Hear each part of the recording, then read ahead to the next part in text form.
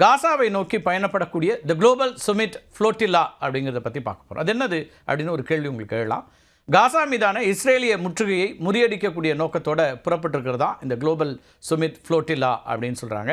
உயிரை பணயம் வைத்து பாலஸ்தீனியர்களுக்கு உதவணும் அப்படின்னு கடல் மார்க்கமாக பல நாடுகளில் இருந்து செல்லக்கூடிய சிறிய படகுகளுடைய கூட்டமைப்பு தான் இந்த குளோபல் சுமிட் ஃப்ளோட்டில்லா அப்படிங்கிற அமைப்பு. சின்ன சின்ன படகுகளோட அல்லது சிறிய கப்பல்கள் அப்படின்னு சொல்லலாம், மொத்தமாக சேர்ந்து இப்போ பயணப்பட்டு இருக்கிறாங்க.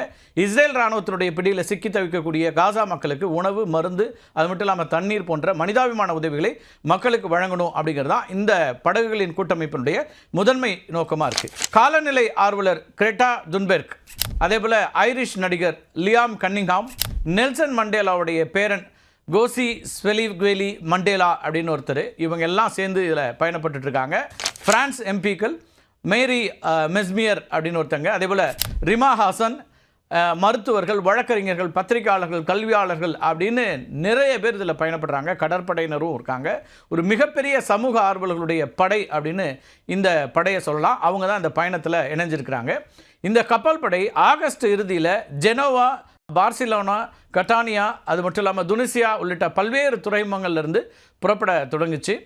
இந்த கப்பல்கள் மத்திய தரைக்கடல் வழியாக பயணித்து சர்வதேச கடற்படையில் இணைந்து காசா பகுதியை அடையும். இதான் திட்டம்.